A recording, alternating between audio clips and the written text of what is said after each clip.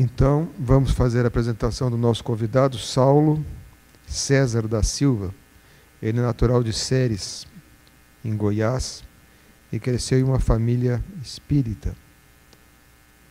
E desde a juventude desempenhou papéis fundamentais na coordenação e fundação de grupos de jovens e mocidades espíritas. A sua trajetória inclui experiências como vice-presidente e membro do Conselho Consultivo da Federação Espírita do Distrito Federal. Está envolvido também com a formação de coordenação de grupos de estudo da mediunidade, de estudo do Evangelho e estudos mediúnicos.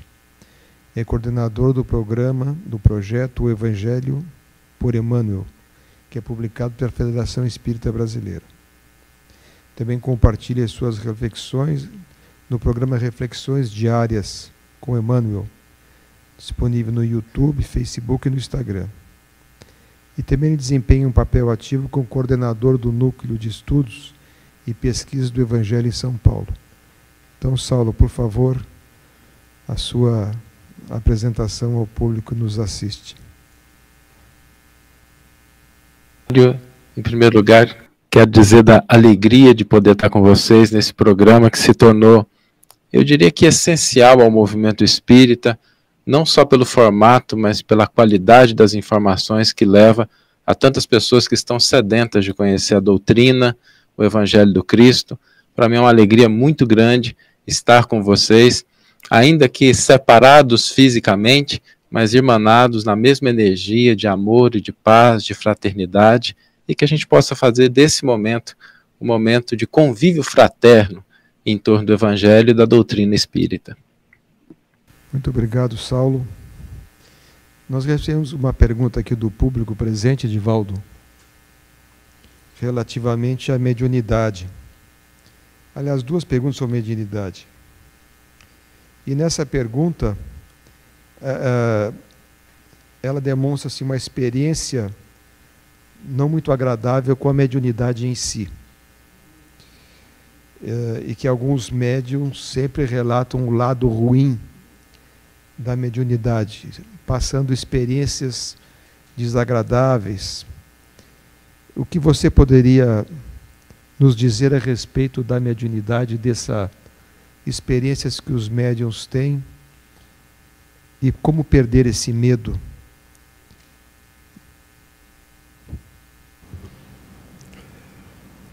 Senhoras e senhores, queridas irmãs, queridos irmãos espíritas, caros amigos e amigas que nos acompanham pela Web TV Mansão do Caminho, nossos votos de muita paz. A pergunta traz um pouco de pessimismo e de desconhecimento total da doutrina espírita. Naturalmente, o remédio está na dimensão da problemática da saúde. Aos pequenos males, medicações rápidas. Aos males mais profundos, terapias mais cuidadosas. O médium sofre não é porque seja portador de mediunidade, é porque é um devedor perante as divinas leis do cosmo. E a divindade utiliza-se da mediunidade porque a mediunidade é uma ponte entre o mundo espiritual e o mundo físico. Pela ponte atravessam todos os interesses que são existentes, tanto pessoas boas quanto más, pessoas devotadas ao bem quanto perversas, pessoas encarnadas como desencarnadas. Por que os médiuns sofrem? Porque são espíritos endividados. Não houvesse a mediunidade, o sofrimento estaria aguardando a pessoa de qualquer forma, como na realidade acontece. Quanta gente que tem problemas desde o berço, e não tem qualquer vínculo mediúnico. O espírito é tão endividado que não logrou a oportunidade de facilitar o cumprimento dos seus deveres. Trata-se de pessoas rebeldes, espíritos de temperamento difícil, que não desculpam, que não perdoam. É natural que o despontar, o nascer, o aparecer da mediunidade é um pouco doloroso. Como qualquer sentido, falar, quando nós aprendemos a falar, é com muitos erros. Quando começamos a andar, quando temos qualquer experiência afetiva, nem sempre essas ocorrências são agradáveis. Mas, por outro lado, em meio às experiências desagradáveis, acontecem coisas maravilhosas. É que nós temos uma tendência a registrar sempre o que dói, o que traz desconforto, o que é desagradável, mas não aquilo que nos traz bênçãos, que facilita a jornada, que diminui o nosso karma, nem sequer damos conta dessa ocorrência. Quantas tragédias, quantos desencantos estão na pauta da sua existência. E a misericórdia divina poupa-nos desse sofrimento. Vamos supor que eu esteja no trabalho e corte um braço. É uma coisa dolorosa. Mas se a divindade não tivesse cortado o braço, teria tido a oportunidade de cortar a nossa vida. Então nós temos aqueles fatores que diminuem o cargo, como na Terra. Nós temos devedores, mas também temos pessoas que intercedem, que colaboram, que contribuem, que fazem empréstimos, que intercedem no mundo espiritual. Nossos guias, conhecendo nossas dívidas e o meio doloroso de resgatar, intercedem perante Deus, diminuem a prova, dão-nos assistência. No meu caso, se não fosse a mediunidade, eu estaria internado em um hospital de alienados mentais, porque os fenômenos ditos paranormais, e antes da mediunidade, espíritos mágicos, fenômenos absurdos, teratológicos, passaria pela perversidade da então psiquiatria, dos métodos religiosos da Igreja Católica, das experiências e má vontade das pessoas más. Quantas pessoas foram destruídas nas perseguições da Igreja Católica através daquilo que é temerário, a Santa Inquisição. Quantos milhares de pessoas morreram na França? Numa pesquisa histórica, antes do Espiritismo, morreram pessoas em número maior do que a da guerra dos 30 anos entre a França e a Inglaterra, por serem médiuns. Eram considerados endemoniados, eram perseguidos, queimados vivos, afogados. A Igreja tinha um método para avaliar se era santidade ou se era a perversidade dos maus. Amarrava as mãos e os pés do paciente numa corda e jogava no rio. Se a pessoa afundasse, era culpada, era o demônio. Se flutuasse, era Deus. Claro que ninguém flutuava, porque com as pernas e as mãos amarradas no rio, o natural era que afundasse e que morresse. Esse era o método de examinar os inocentes. Mas quantas Joanas d'Arc que conversaram com a divindade, quantas Bernadette Soubirous em Fátima que conversaram com o Espírito de Maria Santíssima. Aqui em Portugal, aquelas 3 crianças que tiveram a oportunidade de trazer essa mesma mensagem de Fátima. Aquela outra criança na cidade de Lourdes, na França, e no mundo inteiro, aqueles que trouxeram a santidade do seu coração. Ocorre que o sofrimento decorre das nossas dívidas pessoais. A mediunidade é um expurgatório. Qualquer sofrimento que eu tenha na mediunidade diminui as minhas dívidas como cidadão. Então eu me recordo dos sofrimentos que passei. Então eu parto para uma premissa filosófica. Se praticando bem, se dedicado ao bem, eu sofro efeitos maus, que seria de mim se não praticasse o bem. O mal seria muito maior. Mas, ademais, a mediunidade nos oportuniza a alegria de salvar vidas.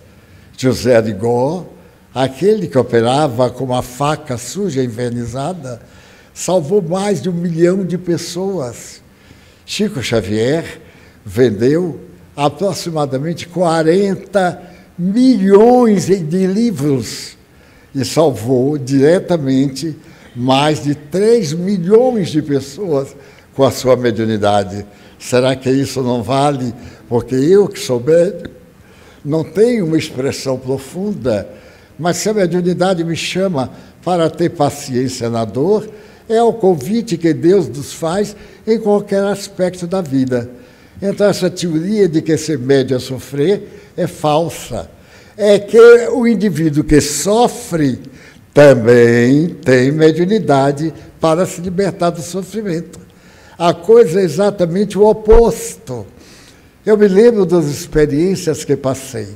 E hoje, aos 96 anos, se eu não fosse médium, será que eu teria chegado a esse instante?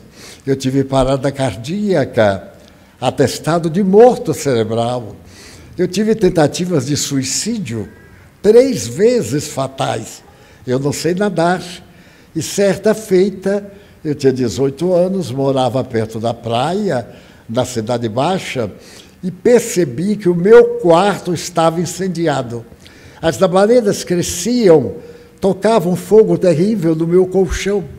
Eu então pulei da minha cama para que estava ao lado, que era do Nilson, abri a janela, saltei e procurei o mar como saída. Entrei pelas águas do mar ali no Cantagalo, na Cidade Baixa. E quando Nilson percebeu que eu estava com aparência diferente, no estado alterado de consciência, ele foi atrás de mim e viu-me entrar no mar. Então ele, que era um excelente nadador, tinha medalha de ouro de natação, nadava muito bem o crawl e outros, atirou-se às águas e salvou-me, puxou-me para fora. Quando eu estava sentado na areia, eu voltei ao normal. Não tinha a mínima noção do que houvera acontecido. Ele então me disse: que loucura! O que é que deu na sua cabeça para você procurar o mar? Eu disse: mas eu me lembro do incêndio. E ele me perguntou: qual incêndio? O nosso quarto foi devorado pelas chamas e eu fugi. Mas era um espírito mau que desejava a minha desgraça e que me levou ao mar. Na visão comum, se eu não tivesse a presença dele, que me salvou, teria sido um suicídio a mais. Quantos suicídios são provocados por espíritos maus? Então eu digo: fulano cometeu suicídio. É o suicídio da minha mágoa, da minha paixão, do meu ódio. E foi suicidado quando espíritos maus nos induzem à prática do suicídio. Então a mediunidade é uma porta maravilhosa para nos libertarmos do mal, daquilo que nos persegue, do nosso karma. Ainda hoje, eu dizia há poucos minutos a Thelma, eu tive uma alegria incomparável, porque durante as horas, se eu não tenho o que fazer, e toda hora eu tenho alguma coisa para fazer, eu então faço meditação. Fico repassando minha vida para ver se tem algo que eu possa reparar, se tem alguma coisa que eu possa ainda melhorar antes de viajar, porque depois que viajar não tem jeito, já perdi a oportunidade. E hoje eu estava meditando e dizia assim: meu Deus, que ansiedade eu tenho de chegar à hora do centro. Para a reunião das 8, eu me preparo 4 da tarde. E não sou ansioso. Imagine se fosse. me preparo 4 horas, 5 horas, eu estou pronto, tomado banho, com perfume de 3ª classe, agitado e melhorado. Se eu fosse para uma festa, eu procurava o melhor. Quando eu vim para aqui, eu uso o melhor que eu tenho, e como é pouco, então vario e repito. A camisa que eu vesti terça-feira, eu não visto quinta. Vou vestir na outra terça, porque o povo já esqueceu. Não esquece. O povo é formidável. Aquela camisa de quinta que você está repetindo hoje é tão simpática. Eu sei que é mentira, a camisa é horrorosa, mas é a única. Aí eu agradeço a Deus. E eu estava, então eu comecei a me emocionar por Deus me dar a oportunidade da minha vida não ser vazia. Eu digo assim, aos 96 anos, eu tenho tanta coisa para fazer. Aí me comovi e comecei a chorar, de emoção, por ser médium, por chegar alguém junto de mim, com a alma estraçalhada de dor, e com 2 palavras, você vai viver eternamente. Nada vai destruir sua vida. Ame a você mesmo. Se você não tem coragem de amar a ninguém, ame a você mesmo. Está com vontade de se vingar? Vingue-se fazendo bem. E aí que alegria quando você diz assim, Edivaldo, eu estive aqui há 40 anos e fui salvo de um problema muito grave. O senhor lembra de mim? Eu digo, há 40 anos, nós éramos um pouco diferentes, né? Eu era mais magrinho, mais bonitinho, tinha a cintura de toureiro. Agora eu tenho a cintura de toureiro, que é um pneumático em volta, porque aos 60 anos, o que é que a gente pode esperar? Pelo amor de Deus, é o pneu Firestone, em volta da barriga. É um tropeço aqui, um tropeço ali, mas está vivo. Então, que alegria estar vivo. Então, quando eu dou uma baianada, daquelas baianadas bem baianas, eu digo, meu Deus, mas eu vou reparar amanhã, eu tenho amanhã. Então, a mediunidade é uma benção. Cultivemos esta alegria da nossa fé religiosa com uma alegria imensa. Quanto é bom ser bom. Como é maravilhoso encontrar alguém que a gente não lembra e dizer assim, naquele dia, aquelas palavras que você me disse mudaram a minha vida. Eu pergunto, para melhor? Sim. Daquele instante em diante eu sou melhor. Alguém diz assim, minha infelicidade, a culpa é sua. A traição que eu sofri foi você, porque você fez isso, fez aquilo comigo. Daí, a mediunidade é a bênção mais grandiosa da vida. Para concluir isso que é tão bonito e tão longo, Chico Xavier um dia me disse, ele estava para morrer. E então ele sentou na porta da cozinha e veio o seu guia, Espírito Emmanuel, uma entidade veneranda. E Chico disse assim, meu irmão, eu estou morrendo. Se eu morrer hoje, o senhor me recebe aí no mundo espiritual? O guia disse, não tenho tempo. E foi embora. Ele disse, mas que horror, dediquei minha vida toda e ele não tem tempo. Nisto veio o espírito da Sheila, a enfermeira alemã, tão generosa. Chico disse, Sheila, se eu morrer hoje, você me acode quando eu chegar aí? Chico, não posso. Tenho um compromisso com Emmanuel. Eu disse, mas que horror. Nisso chegou o doutor Bezerra, e o Chico já estava desesperado, com falta de ar, tuberculose. Ele disse assim, meu irmão, se eu morrer hoje, o senhor atende a essa besta? O doutor Bezerra disse, olha, eu não fui veterinário, mas vou ver o que é que eu faço. E está aí, o Chico morreu com 92 anos de idade, salvando milhões de vidas. A minha, talvez a de algum de vocês, que leu uma mensagem dele, ou que está renovando a sua vida. Daí a mediunidade é uma benção, como chamava o apóstolo Paulo, carisma. Cuide da mediunidade. Obrigado, Edivaldo.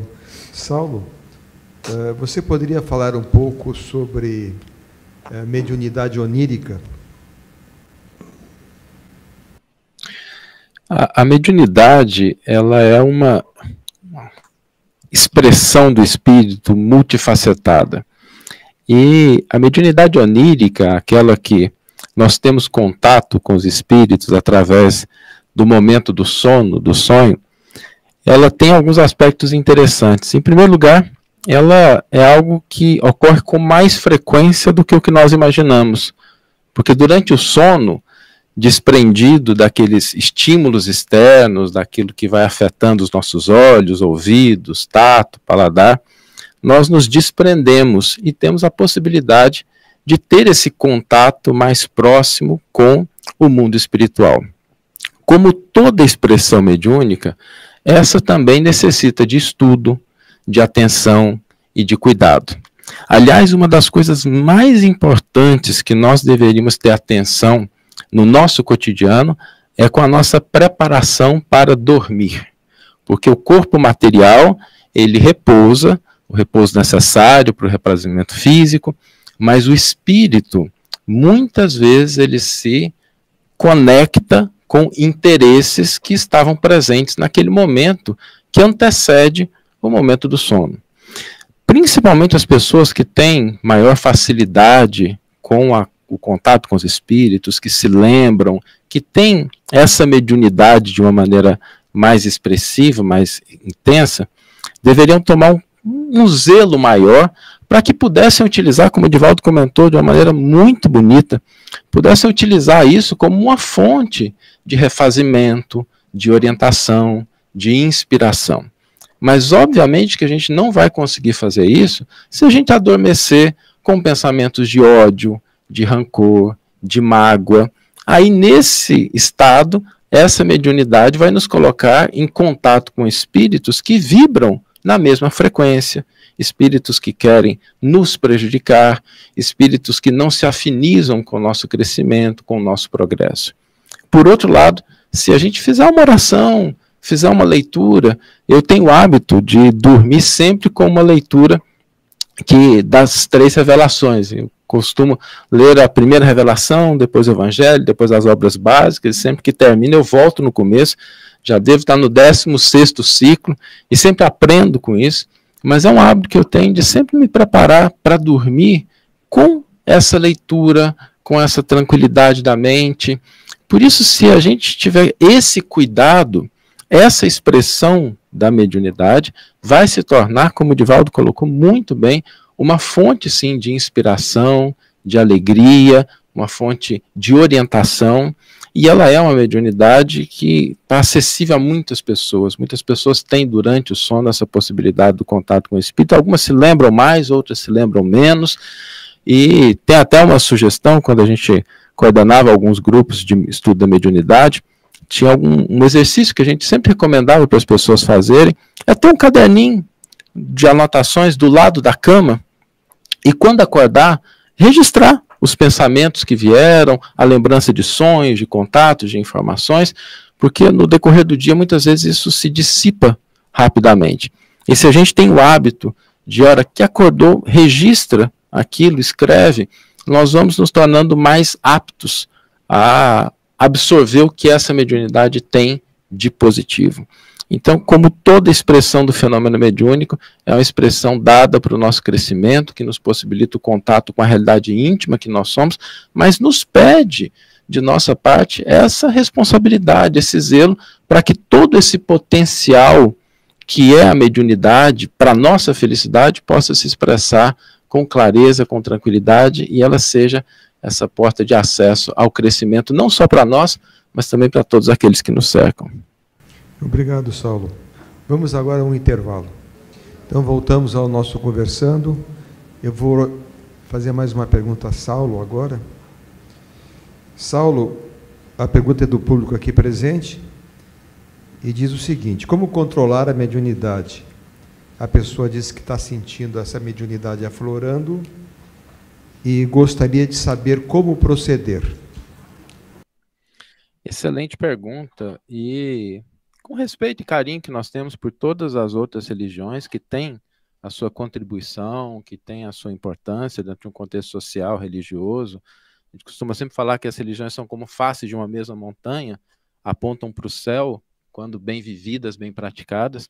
Mas nesse aspecto específico da mediunidade, a primeira recomendação que nós faríamos é procurar uma casa espírita, procurar uma orientação, procurar fazer parte de um grupo de estudo, não necessariamente um grupo de prática, porque a pessoa não sai de uma hora para outra exercendo uma faculdade sem antes estar preparada para isso.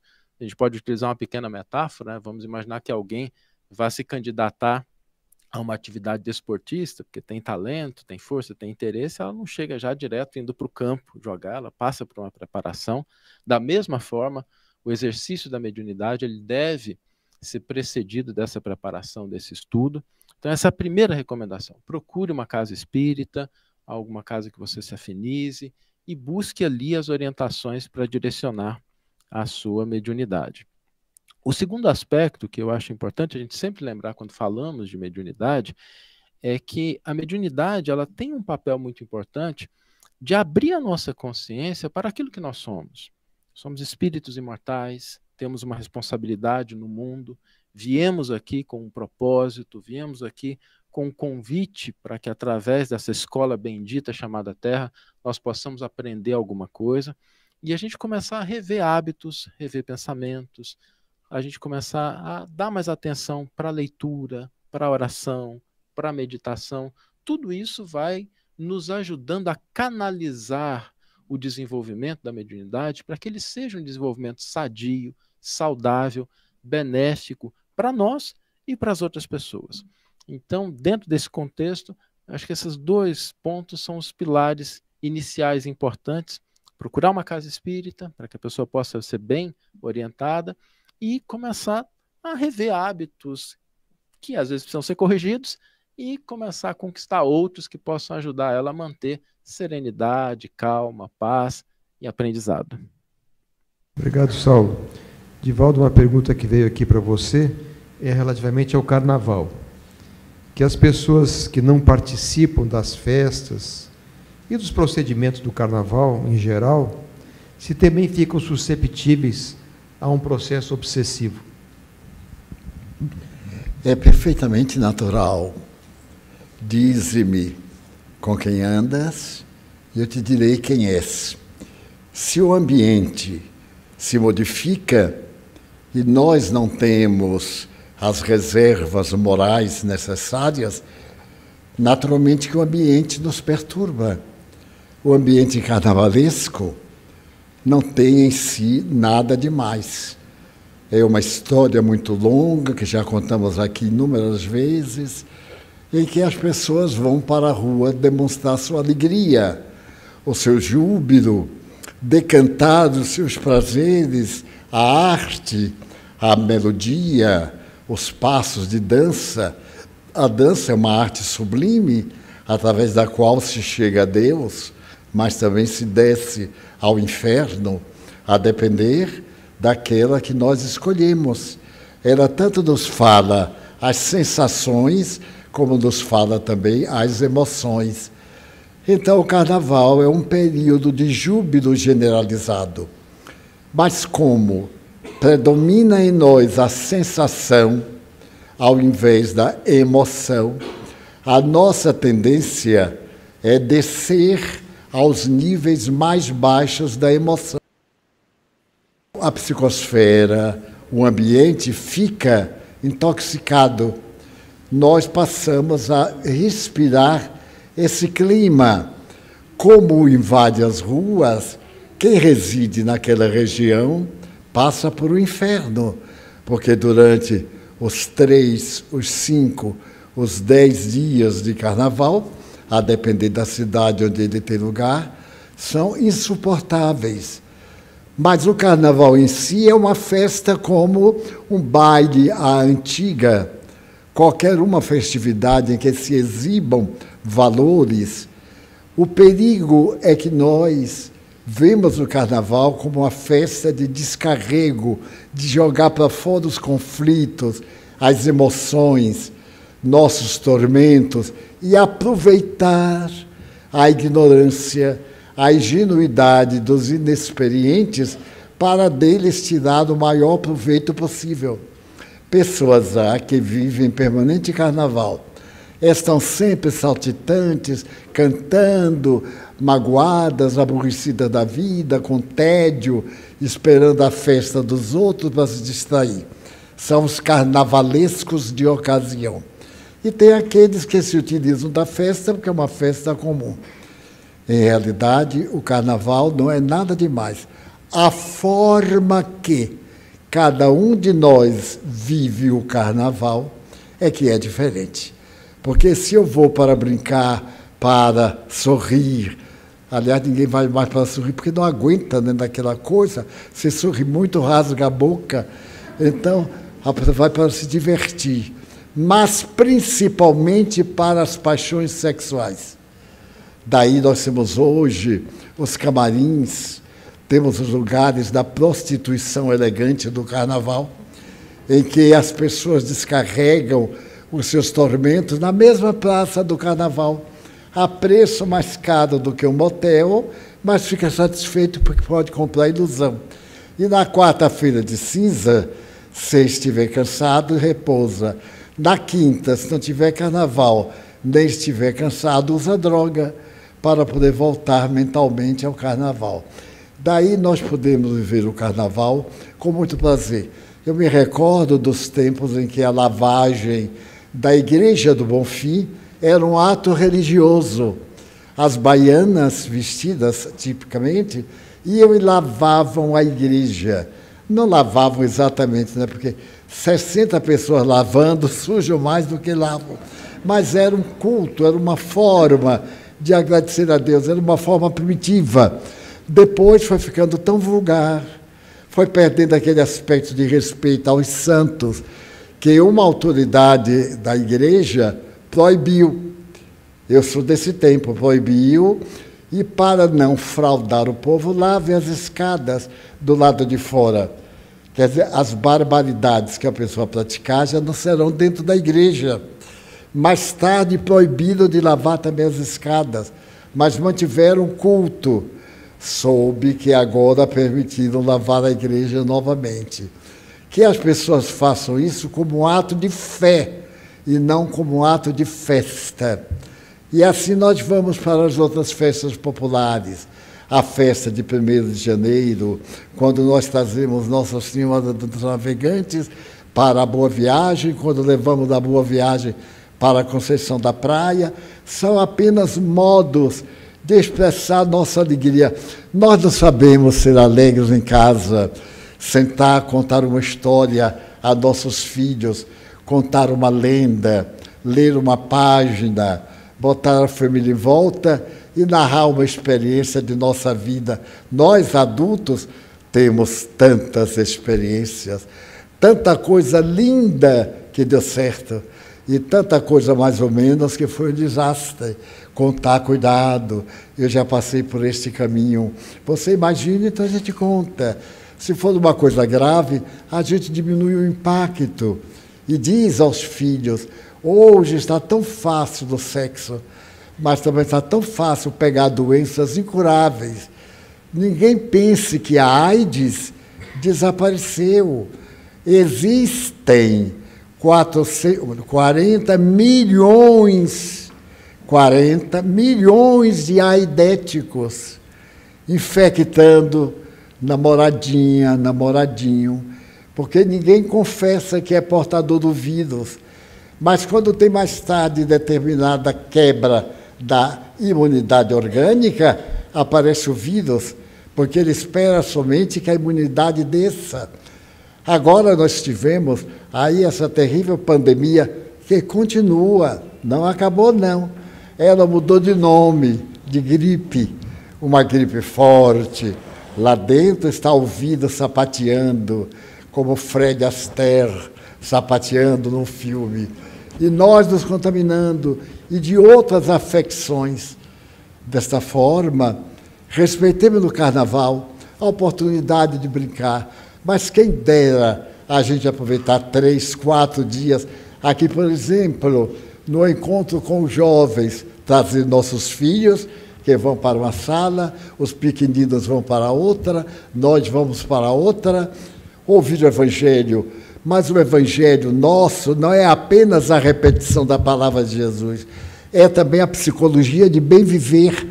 Eu fico notando, à medida que mais eu me introduzo na doutrina espírita, eu noto que ela é apenas uma prática de uma vida nobre. O que é que o Espírito recomenda? A prática da caridade, fazer o bem. O que é isso? É um ato de dignidade humana. Quando nós evoluímos, nós nos tornamos generosos. Quando nós somos primitivos, nós nos tornamos perversos, porque perdemos a sensibilidade. Então, quem quiser brincar o carnaval, dê uma boa brincada, mas brinque de carnaval. E não vão ao carnaval para que o carnaval brinque com a sua saúde e sua vida. Obrigado, Divaldo. A próxima pergunta para o Saulo também é relativo à mediunidade. Saulo, a pergunta vem de Márcio no YouTube e diz o seguinte: podemos realizar trabalhos mediúnicos em casa? É uma excelente pergunta, Márcio. É uma pergunta recorrente no nosso meio e que gera muitas dúvidas das pessoas que às vezes começam a se aproximar da mediunidade. Então, o que nós teríamos a dizer sobre isso? Se nós tivéssemos que tratar uma pessoa que está vivendo problemas psicológicos, a gente faria isso dentro da nossa casa ou num consultório? Se nós tivéssemos que fazer um curativo em uma pessoa que tivesse com uma queimadura ou com um cortado, o ambiente mais adequado qual seria? Na nossa casa ou no ambiente hospitalar, que tem os níveis de acepção, que tenha todo o equipamento?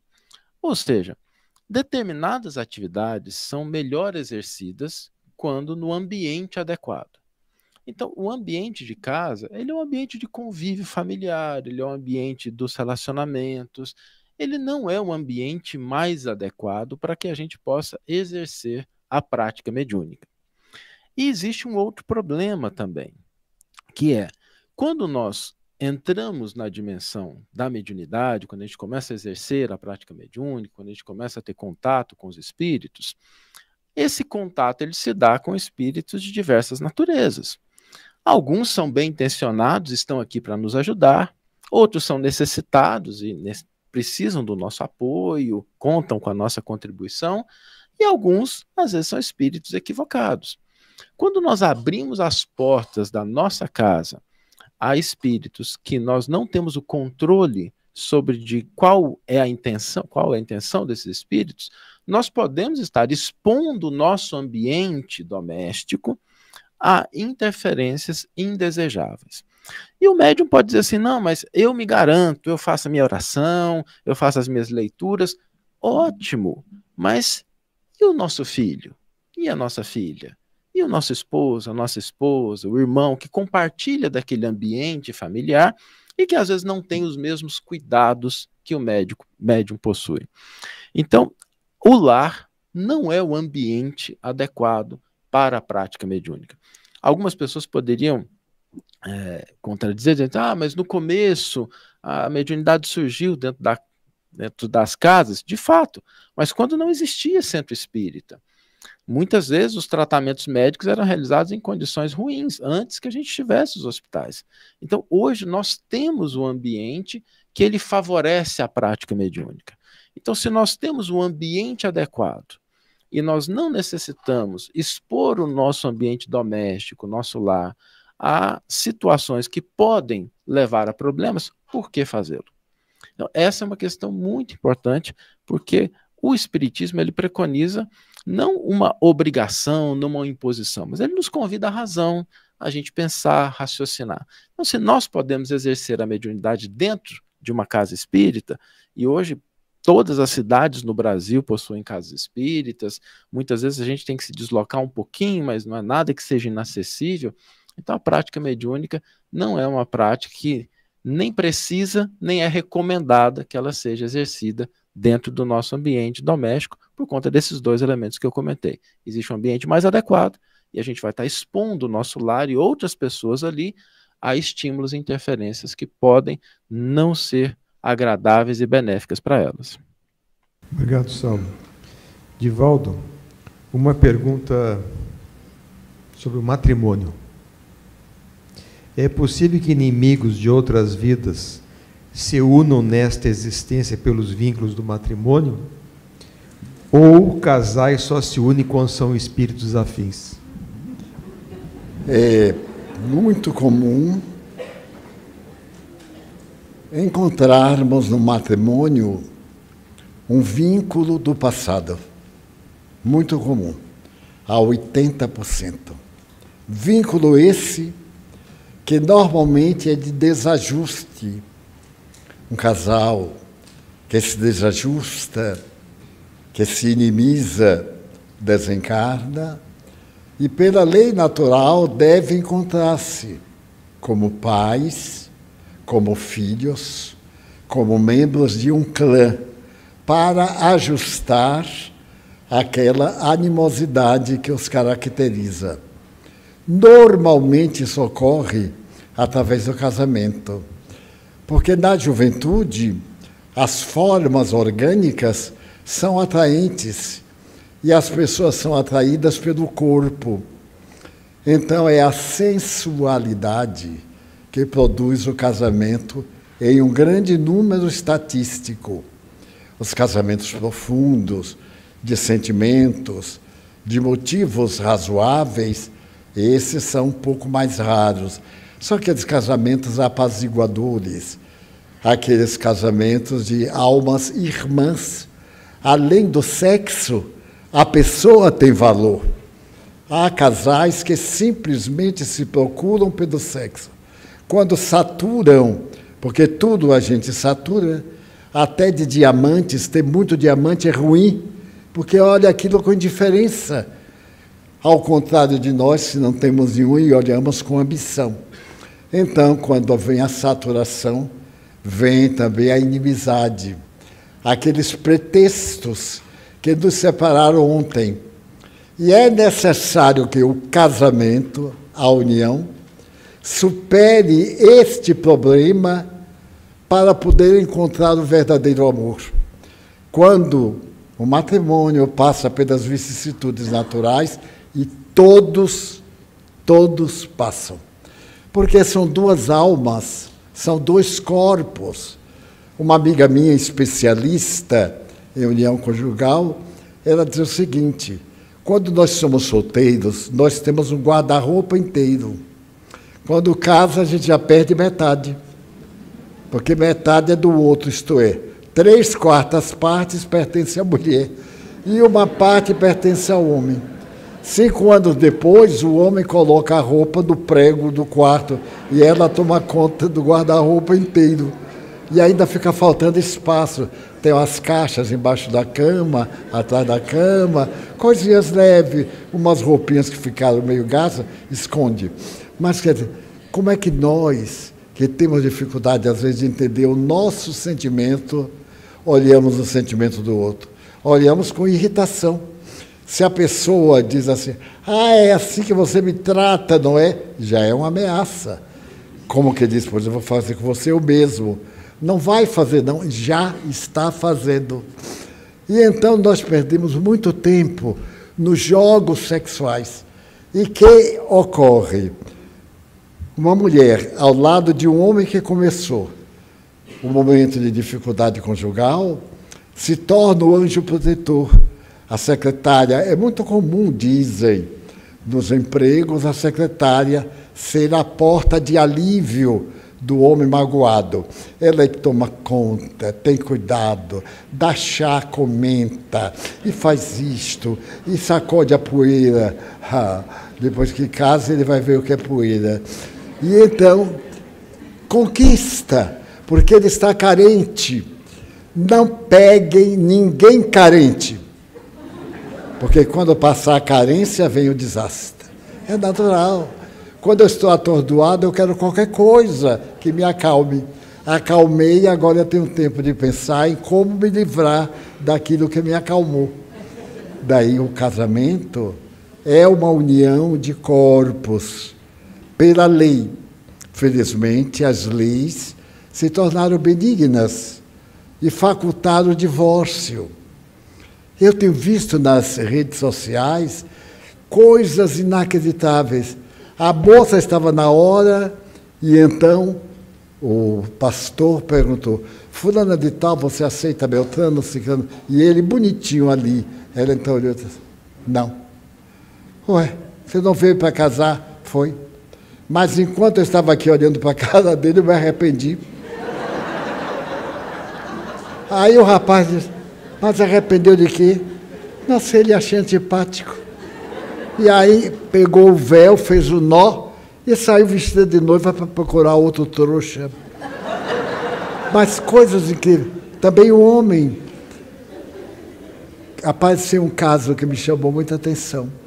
Ele estava alegre, beijinho na testa, beijinho no pé, beijinho na mão. E então, na hora que o pastor perguntou, aceita fulana de tal para sua esposa até quando a morte o separar? Ele disse, aceito me separar agora. E foi embora. Meu Deus, como é? Agora eu disse para ela assim, que felicidade ela teve, não é?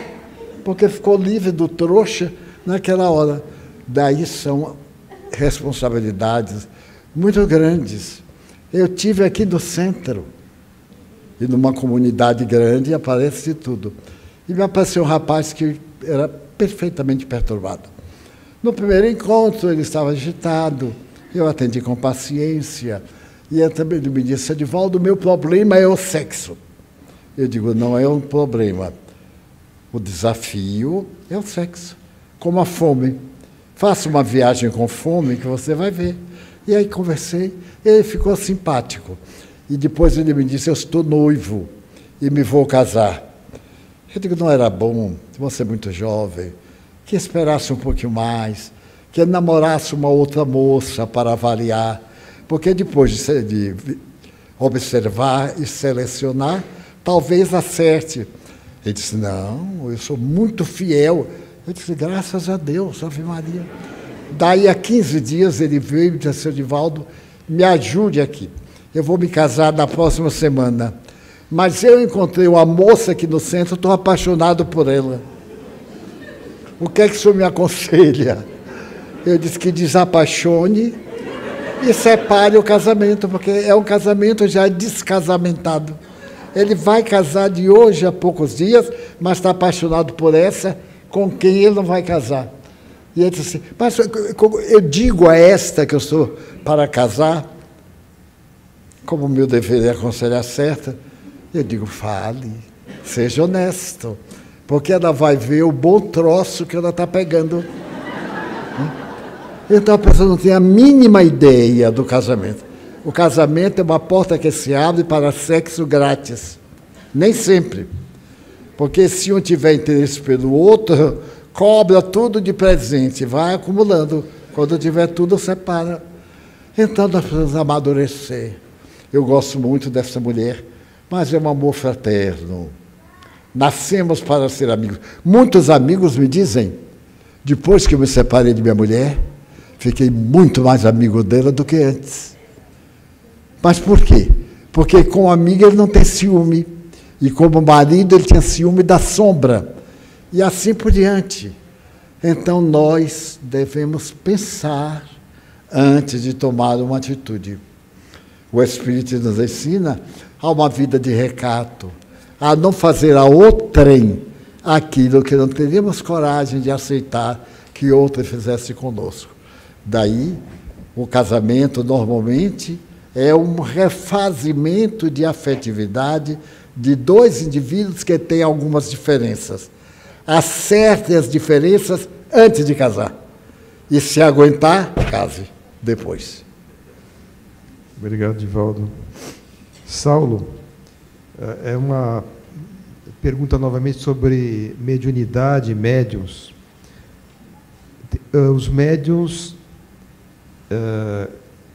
que se reúnem somente nos dias das reuniões mediúnicas e não participam de mais nenhuma outra atividade na casa espírita, seriam médiuns que expressam confiabilidade?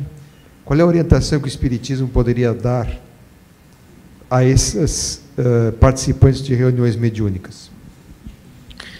Excelente pergunta, Márcio, porque a casa espírita, ela é uma escola de almas.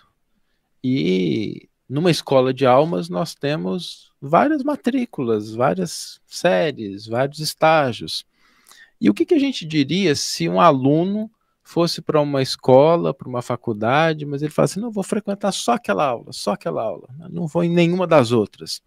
Não seria um bom aluno, não ia aproveitar tudo que a escola tem para oferecer, tudo que a faculdade tem para oferecer. Então, quando o médium ele se limita a participar das reuniões mediúnicas, ele está abrindo mão da oportunidade de todo um leque de atividades que a casa espírita proporciona.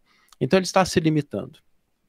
Por outro lado, a casa espírita, como uma instituição social, ela não prescinde dos laços de afeto, de amizade, de compartilhamento, das pessoas estarem envolvidas em atividades, poderem apoiar outras atividades, trabalhar em conjunto, cooperar. E quando a gente tem um indivíduo que ele se restringe à atividade mediúnica, a casa como um todo, ela perde aquela oportunidade de ter aquele indivíduo participando das suas atividades. E isso fragiliza a dimensão social da casa espírita. Então, isso não é adequado. Aliás, tem uma coisa que é muito interessante, que era sempre uma recomendação que a gente dava quando o médium ele estava começando a participar de uma casa espírita, que ele começasse participando de outras atividades, que não fossem necessariamente a atividade mediúnica, que ele conhecesse a palestra pública, que ele conhecesse as atividades sociais, as áreas de estudo, e paulatinamente se integrando nesse corpo social que é o centro espírita. Então, não é recomendável que um médium se restrinja à atividade mediúnica. Ele também deve, obviamente, na medida das suas possibilidades, ninguém está dizendo aqui que a pessoa tenha que viver na casa espírita direto, né? Se ela não tem tempo para isso, ela tem outras atividades, mas que ela também se dê essa oportunidade de participar de outras atividades. E eu posso falar isso com muita segurança, porque eu vejo quanto um médium cresce quando ele, além da reunião mediúnica, ele participa de uma atividade de passe, na hora da palestra, numa atividade de atendimento fraterno, numa atividade de levar alimento, de praticar, cuidar de crianças de repente, participar um pouco da evangelização, alguma coisa que esteja afinado com o que ele gosta de fazer. Isso é uma oportunidade para o médium se conectar a essa grande escola que é a casa espírita, e eu tenho certeza absoluta que ele vai crescer muito se ele se permitir isso. Quando ele fica restrito à atividade mediúnica, ele perde todo esse contexto social de atividade, de crescimento e de aperfeiçoamento que é a casa espírita. Então, de forma alguma, isso seria recomendado, que a gente possa sempre participar das reuniões mediúnicas, mas que a gente também esteja envolvido em pelo menos uma ou duas atividades, de acordo com o tempo de cada um, a característica, os pendores, mas que a gente ajude, participe desse grande corpo, dessa grande instituição que é uma casa espírita, porque ela tem muito a nos oferecer. Obrigado, Saulo. A nossa última pergunta, Divaldo. Como a doutrina espírita vê os transtornos psiquiátricos? De que maneira essas pessoas que possuem desequilíbrio mental e emocional são explicadas através da doutrina? Na psicopatologia da criatura humana, todos, quando reencarnamos, há um mapa, digamos, das ocorrências que devem acontecer durante a nossa existência. Esse mapa é feito como resultado das observações do comportamento nas encarnações passadas. Se, por exemplo, eu usei mal a inteligência, me utilizei do conhecimento para o gozo pessoal, fui infiel nos relacionamentos, agi através da mente de maneira reprochável, eu renasço com marcas perispirituais que levam da demência até a violência. Então eu nasço com marcas para distúrbios de natureza psiquiátrica, emocional, psicológica, orgânica. E então, quando nós nos deparamos com um indivíduo com problemas de natureza psiquiátrica, nós temos aí dois problemas que estão interrelacionados. Primeiro deles, a má conduta. Segundo deles, a vítima. Vamos dizer que eu torne alguém infeliz, seja responsável pela desgraça de um amigo, venha trair esse amigo levando a miséria econômica, como no caso dos sócios, dos amigos, dos relacionamentos afetivos. Então eu adquiro um sofrimento, digamos, taxa 50. A taxa 50 me corresponde a uma psicose. Então eu nasço com uma tendência a uma ideia fixa. Então aquela ideia fixa vai e volta e me empurra do meio social para o isolamento.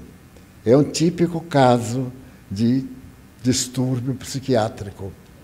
Se esse indivíduo vem até nós então cuidaremos do distúrbio psiquiátrico, que está sob orientação médica. Porque esse distúrbio psiquiátrico, esse fator, desconecta os neurônios. E os neurônios, que são muito delicados, na sua contínua produção dos seus resíduos, perde o controle e o ritmo. Então o indivíduo passa a ter axônios, os resultados psiquiátricos, como distúrbios. Para mim, a sua vida é irregular. Para ele, não. Porque ele está sendo vítima de um transtorno na mente. Aqueles neurônios, ao emitirem sempre as suas manifestações, as suas parcelas de vida, está fazendo de uma maneira equivocada, ou acelerado ou diminuído. Vamos dizer, por exemplo, eu tenho a depressão. Então, a minha área de realidade do pensamento vai abalado por determinada emissão dos meus neurônios que perderam o equilíbrio. Eu, então, tenho que trabalhar junto ao médico, porque o remédio é um produto químico que vem de fora para substituir o produto químico que o organismo propõe, que o organismo trabalha. E então os dois, somando, dão um equilíbrio mais ou menos. O indivíduo tem um tirocínio do que está certo e do que está errado. Aí agora eu entro com a terapia da palavra. Você, por certo, praticou atitudes condenáveis. Foi um marido traiçoeiro, foi uma mulher leviana, foi uma mãe irresponsável. Então, a sua caixa mental está sendo trabalhada pela vítima, a pessoa a quem você infelicitou, a pessoa a quem você magoou, está hoje desencarnada, trabalhando na sua mente, desequilibrando. O que é que eu posso fazer? Mostrar que já não é aquela pessoa de ontem. Fazer o bem, modificar as suas atitudes, receber a medicação com cuidado, com ordem, porque corpo obedece a uma regra, a um ritmo energético. Esse ritmo vem do espírito. Se o espírito está em desequilíbrio ou dívida, o efeito, naturalmente, é perturbador. Mas nunca deixar de dizer a verdade. Na raiz de qualquer transtorno emocional, psiquiátrico em geral, há uma perturbação espiritual. Causas são atendidas pela psiquiatria, pela psicologia, pela psicanálise, mas outros fatores são atendidos pelo comportamento do indivíduo. No capítulo número 23 do Livro dos Médiuns, Allan Kardec diz o seguinte: como terapêutica, a pessoa deve ter paciência, deve aplicar os atos, orar, cultivar ideias positivas. Muitas vezes eu não posso, como não pode? Se você indo daqui, você acha que vai ter um acidente, ache que não vai ter um acidente. É somente mudar a direção do seu pensamento. Ah, eu não posso. Você não quer. Porque nós gostamos de ter problema e gostamos que as pessoas façam, coitado. É horrível essa questão da vítima. É que eu sou vítima da sociedade. Mas a sociedade é um corpo sem alma. Se a sociedade trabalha para eu desequilibrar, eu que sou dono da minha vida, trabalho para me equilibrar. É uma questão de aceitar ou não. Há pessoas que adoram dar conselhos. E ainda mais conselhos espíritas, é assim. A gente está na rua e alguém diz, estou notando que você está com 4 obsessores. Ave Maria. E a pessoa de volta disser que eu tenho 4 obsessores. Eu digo, eu tenho 10. Porque o obsessor é o espírito mau, leviano, que a gente encontra em toda parte. Jesus foi assodado pelos demônios, que eram espíritos inferiores. Se tu és filho de Deus, pula daquela torre para que os anjos te recebam aqui embaixo. Transforma pedras em pães. Aí Jesus dá uma resposta, mas nem só de pão vivem os homens. É muito interessante as respostas, o diálogo. E aí ele vence o demônio, porque o demônio, tudo que ele propõe, ele não aceita. Então, quando me vieram uma ideia, mas que sujeito antipático, eu vou deixar até de falar com eles, assim, é antipático, coitado, eu vou falar com ele, porque ele é tão antipático que precisa de ajuda de alguém. E aí a gente fica amigos antipáticos, e vai notar que antipático éramos nós. Muita gente que eu achei antipático se tornou amigo meu, profundo do coração. Não era ele que era antipático, era o meu inconsciente que tinha medo dele me dizer algumas verdades, que a gente não gosta, não é? Ouvir uma verdade e fica inimigo de quem disse. Ouvir uma mentira, uma bajulação, é uma maravilha. Então, a doutrina tem os elementos. Eu normalmente digo assim, todos nós temos bons e maus espíritos. É só pensar no bem, um espírito de luz vem nos ajudar. Pensar no mal, um espírito vadio vem se divertir conosco. Aqui na mansão, quando nós tínhamos os lares, eu vi uma cena uma vez interessantíssima. Eu estava com o Nilson, no trabalho que ele realizava de telefone para ajudar as pessoas, ele era radialista. E então vieram 2 tias que trabalhavam conosco discutindo, brigando mesmo. Uma disse uma coisa amarga para a outra respondeu à altura. E elas subiram a escada, nós estávamos lá em cima, e continuaram discutindo. Eu achei um desrespeito, porque nós não dávamos margens a essas coisinhas. Não dávamos, tinha sempre a parede de respeito entre nós. E então uma delas, a mais violenta, disse para a outra, o que você pensa que você é? Eu e Deus ficamos assim olhando para a cara um do outro, como 2 patetas. E a violenta disse tanta coisa que eu pensei que a outra era uma devassa, que ela era uma nova Messalina, que ela era uma outra Cleópatra. E eu digo assim, meu Deus, Cleópatra está reencarnada nela. Bom, não era, porque aí eu vi uma coisa notável. Eu vi um espírito que pegava a valentona e dizia com ira, e corria para a outra e dava a resposta. Ele estava brigando através de 2 bocas violentas. Então eu deixei passar, e quando a coisa esquentou, eu digo assim, que notável, 2 obsedadas, 2 loucas, instrumentos do mal, é assim que o mal cresce. Será que você não tem vergonha de desnudar-se perante mim, porque eu não sabia do seu caráter? Eu não sabia que você tinha um caráter tão vulgar, a ponto de dizer palavras obscenas na minha vista e na vista de Nilson. Eu gostaria de saber se você frequentou algum bordel para poder... Mas o que é isso? Eu digo, você está dizendo? Qual é a impressão que eu vou tirar? Meu Deus, o que é que eu faço? Cala a boca. Somente isso. Na boca calada, o obsessor não faz nada. Já imaginou? A gente tem vontade de dizer assim, você não vale nada. E aí o outro desaforo, a gente fica dizendo, ai meu Deus, como eu gostaria de dar uma boa resposta. Aí a gente dá uma risadinha, outro diz, é louca. Eu digo isso e dá uma risada, é o certo. Porque daí a pouco a pessoa fala assim, desculpa, é porque eu ando muito nervoso. É o obsessor que calou a boca. Daí a psiquiatria é o estudo da fenomenologia do nosso pensamento, E o Espiritismo é a regra da ordem do pensamento reto e do pensamento desordenado. Daí, a qualquer pessoa desordenada psicologicamente, digamos, você já pensou em fazer uma prece? Ah, eu não acredito. Eu também não acreditava em melhoral, até o dia que eu tive uma grande dor de cabeça e tomei aquela pastilhinha e fiquei bom. Então, mesmo que você não acredite, tome. Não importa, não precisa acreditar.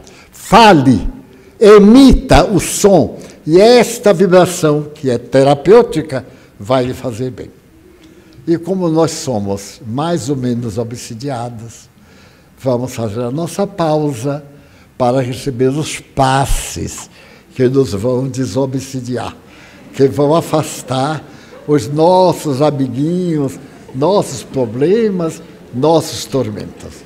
Vamos pedir aos médiuns para que tomem seus lugares, com este sentimento que me assaltou de ternura por todos. Esses são meus irmãos. Eles não sabem. Eu vou colocar um pouco de sal na alimentação para ficar boa. E vamos agora entrar em contato diretamente com os nossos benfeitores que aqui estão presentes. Jesus, amigo, querido benfeitor, nós te pedimos, em favor de nós próprios,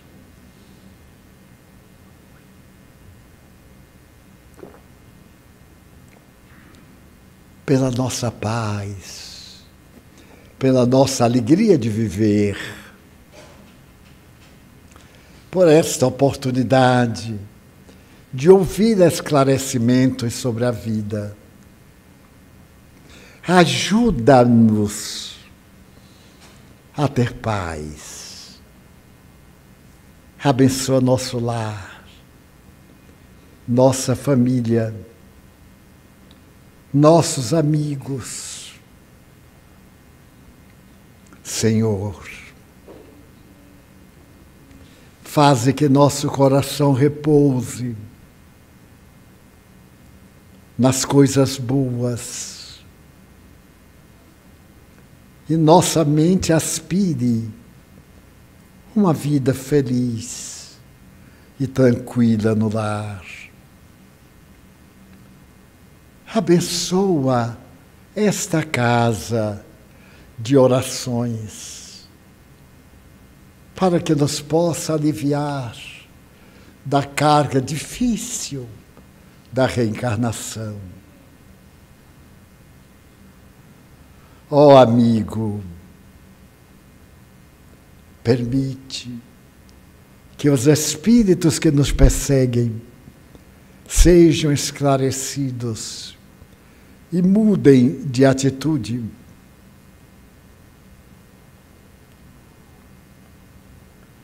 Também te pedimos por aqueles que desejam mal.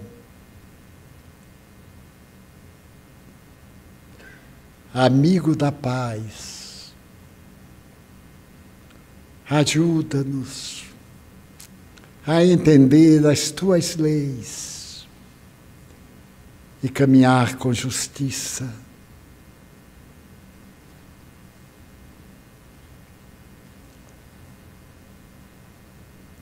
Permite que a nossa água seja bafejada pelos fluidos bons, como ocorreu em Caná,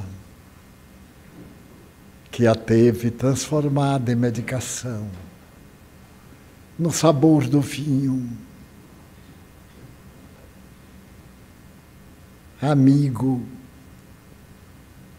abençoa o Brasil, nossas autoridades, abençoa o mundo nesta perspectiva bélica.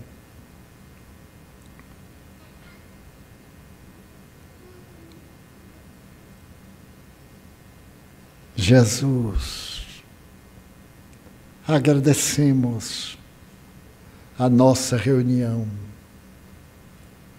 E em teu nome, evocando a figura paternal de Deus, a maternidade de Maria Santíssima, a bondade dos benfeitores espirituais, encerramos o nosso trabalho da noite, suplicando bênçãos para nós. Está encerrada a nossa reunião.